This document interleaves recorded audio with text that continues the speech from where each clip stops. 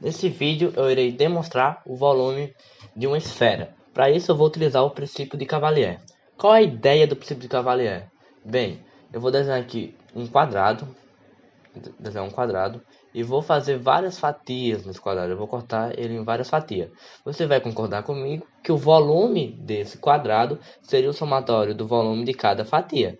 Então, se eu pegar essas fatias e mudar elas de posição e formar um novo sólido, o volume desse novo sólido também será o somatório das fatias, também será o somatório das mesmas fatias. Então eu posso afirmar que o volume desse novo sólido é igual ao volume do meu quadrado.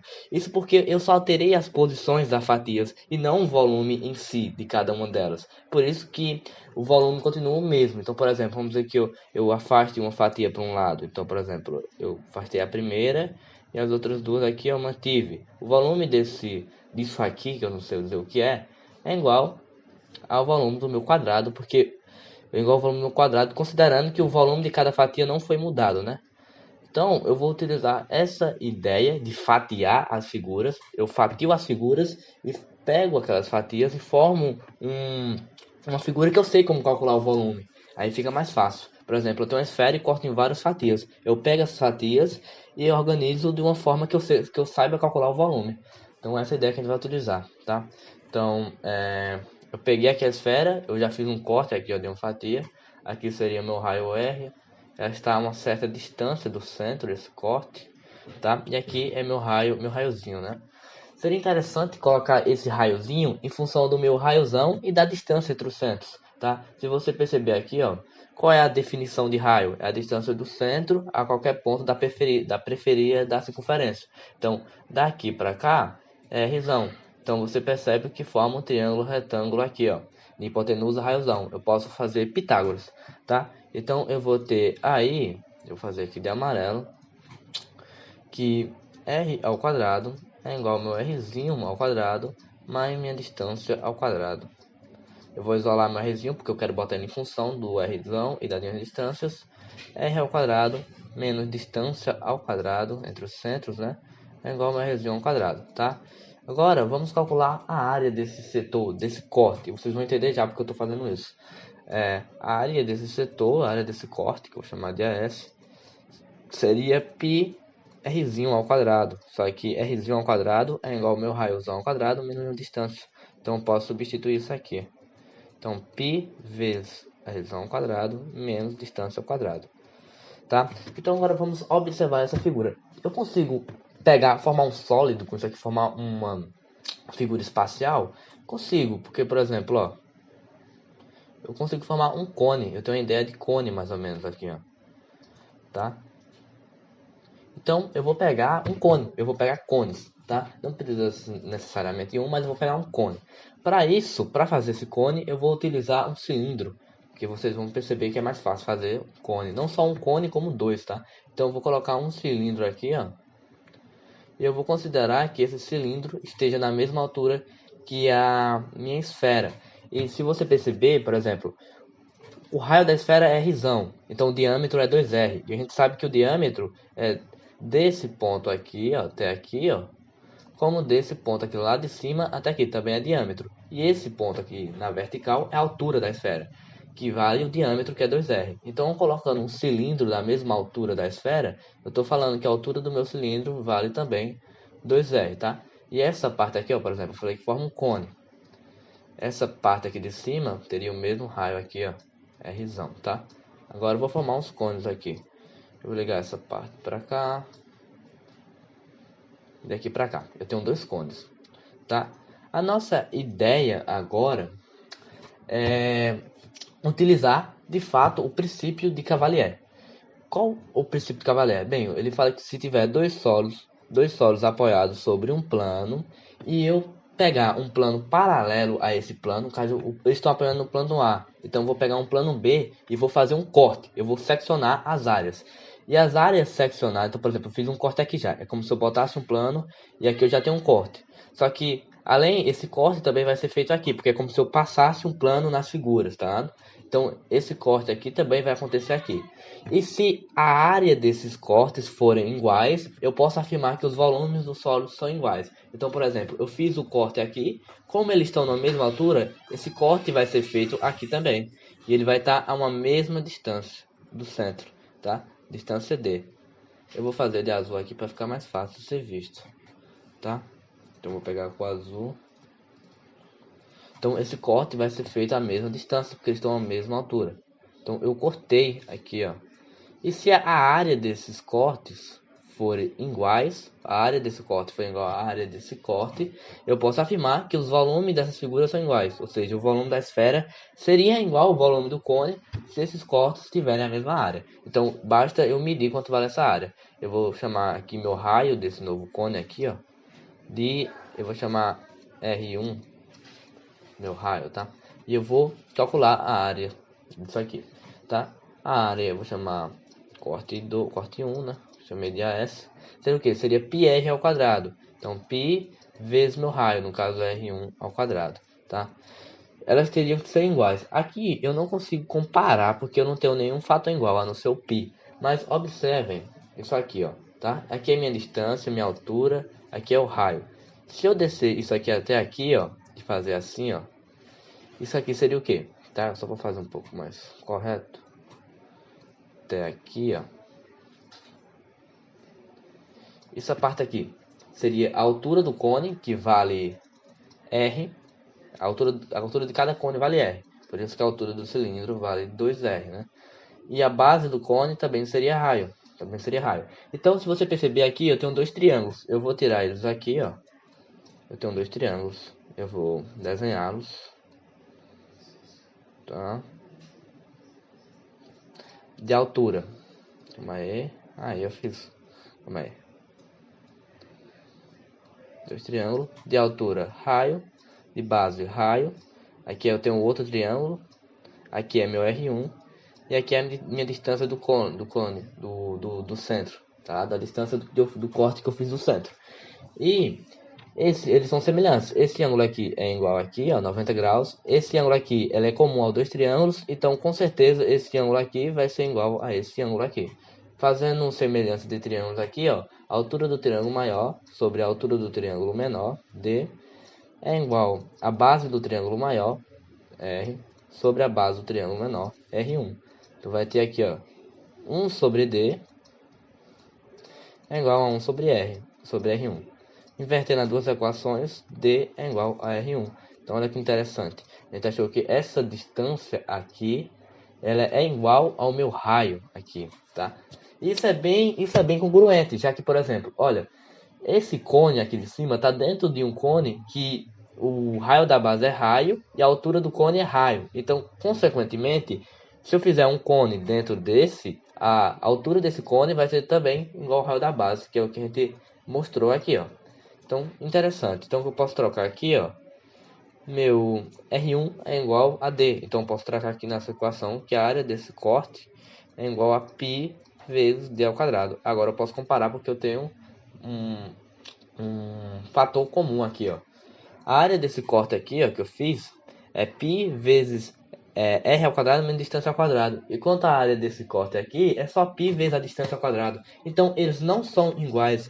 Logo, eu não posso afirmar que a área desse corte aqui é igual à área desse corte. Logo, os volumes também não são igual. O volume da esfera não é igual ao volume do cone, tá? Então, eu vou apagar essas informações aqui, já que não deu certo. Então, vamos para um próximo passo, tá?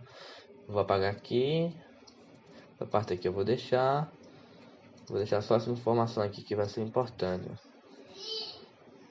Só que minha distância é igual ao meu raio 1.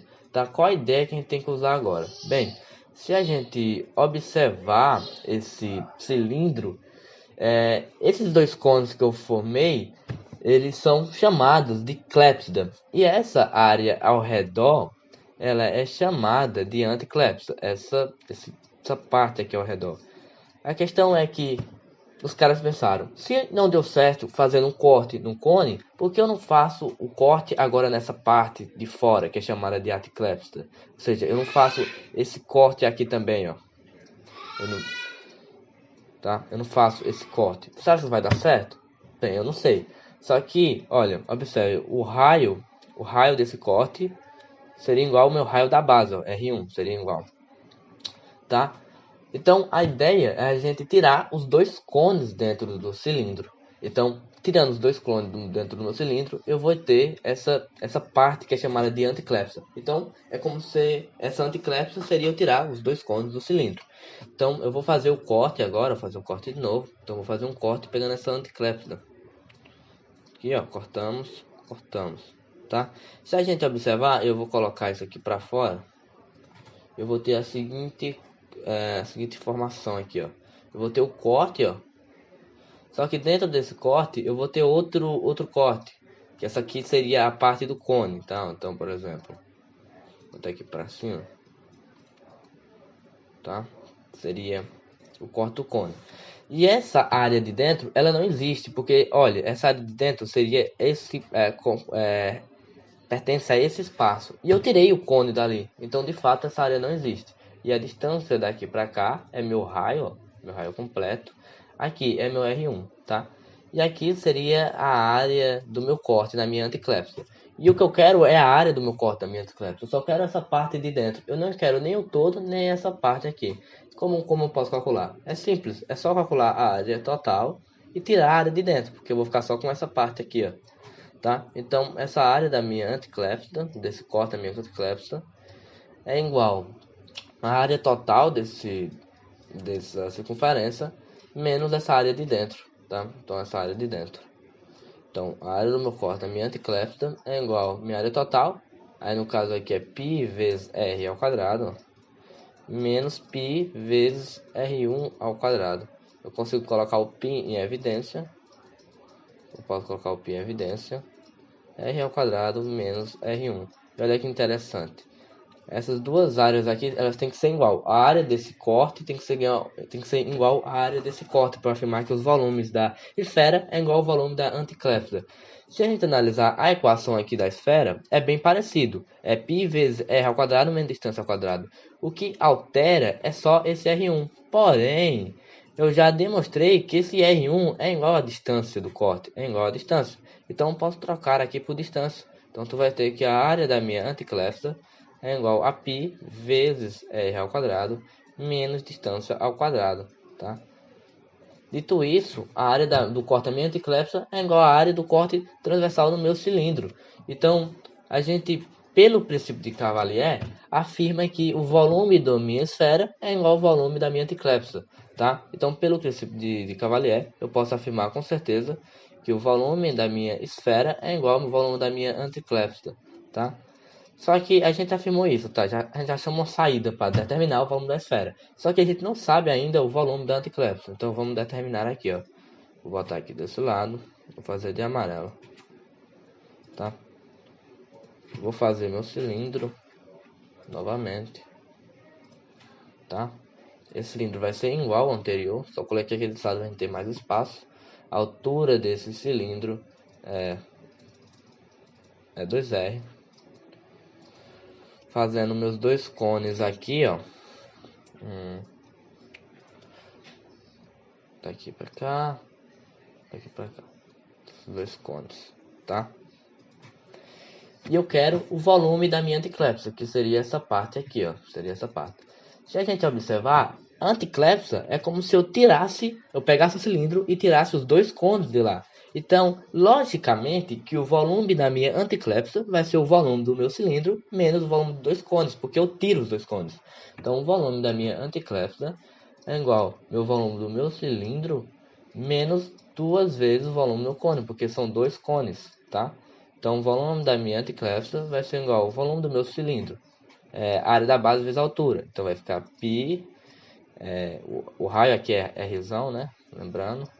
Πr ao quadrado vezes a altura. A altura é 2R. Então, né? 2 vezes o volume do cone. A área da base vezes a altura dividido por 2. A área da base seria o quê? Seria π vezes meu Rzão ao quadrado. Aqui, ó, a base do triângulo também é raio. Ou aqui, ó, a área do cone, a base do cone, na verdade. Vezes a altura. A altura do cone é só R. É só R. Vezes R dividido por 3. Então tu vai ter que o volume da minha anticlépsida é igual a 2πr a terceira menos 2/3 de πr a terceira também. Eu consigo colocar esse πr ao cubo em evidência, πr ao cubo em evidência, e trabalhar com esses 2 menos 2/3. Subtração de fração, eu multiplico o denominador vezes o numerador, e aqui é 1, o denominador vezes o numerador, sobre o denominador vezes o denominador. Então, eu vou ficar com o volume. O meu cone é igual a 3 vezes 2 dá 6, menos 2 dá 4. 3 vezes 1 dá 3, 4/3 de πr ao cubo. Então, a gente descobre o volume da minha anticlépsida. Só que eu já tinha escrito que o volume da minha anticlépsida é igual ao volume da minha esfera. Então, o volume da minha esfera é igual ao volume da minha anticlépsida, que é 4/3 de πr ao cubo. Então a gente consegue determinar o volume da esfera. E essa é a demonstração. Só algo interessante, se a gente quiser, por exemplo, a nível de informação, a gente agora já tem o volume aqui da esfera, 4/3 de πr ao cubo. Por exemplo, vamos dizer que eu tenho uma esfera em casa e eu tenho um funil, que é um cone. E esse funil é da mesma altura da minha esfera e o raio da base desse funil é igual ao raio da minha esfera. Então, a altura desse funil, que é um cone, né? A altura do cone é igual à altura da esfera. E o raio da base do cone é igual ao raio da esfera, tá? E eu quero encher a minha esfera com, por exemplo, eu quero encher de água. E eu tenho o funil para encher. Eu boto água no funil e derramo na esfera. A questão é, quantos funis cheios eu vou precisar derramar para encher minha esfera? Considerando que essa esfera esteja a mesma altura que o cone e que o cone esteja o mesmo raio da base que a esfera, né? A gente pode determinar por aqui, ó, tá? O que eu posso escrever aqui? Eu tenho que tirar o volume do cubo, o volume do cone dessa equação. Para ficar mais fácil a gente ver, eu vou escrever assim, ó. Isso aqui é a mesma coisa que 4r vezes πr ao quadrado sobre 3. É a mesma coisa. Multiplica o r, fica r ao cubo. Multiplicação de fração aqui é sobre 1, fica sobre 3 também. Tá? Volume de esfera. Agora, observem aqui. 4r, sabe que 2r é diâmetro. Então, 4r é 2 diâmetros. E o diâmetro na esfera é igual à altura. Então, eu posso escrever que isso aqui é 4, altura da esfera. Tá? Vezes πr ao quadrado sobre 3. Observem que a altura da esfera é a altura do cone. Eles têm a mesma altura, né? Então, eu posso trocar esse h de esfera por h do cone. Então, 4... Calma aí. Aqui não é 4, aqui é 2, né? É 2 diâmetros. Então, aqui fica 2. 2 diâmetros e o diâmetro é igual à altura. Então, fica hf aqui. 2 altura de cone vezes πr ao quadrado. E o raio da esfera é igual ao raio do cone. Então, vou escrever aqui o raio do cone ao quadrado sobre 3. Observem que isso aqui, ó, é nada menos que o volume do cone. Essa expressão aqui, ó. Então, eu posso trocar por volume do cone. Então, o volume da esfera vai ser igual a 2 vezes o volume do cone. Então, a resposta disso é que eu tenho que encher 2 vezes meu funil e derramar na minha esfera, que eles têm na mesma altura e no mesmo raio da base. Enfim, isso aqui só foi para informação, para análise de informação. O que importa era só isso aqui mesmo. Então, o vídeo é isso.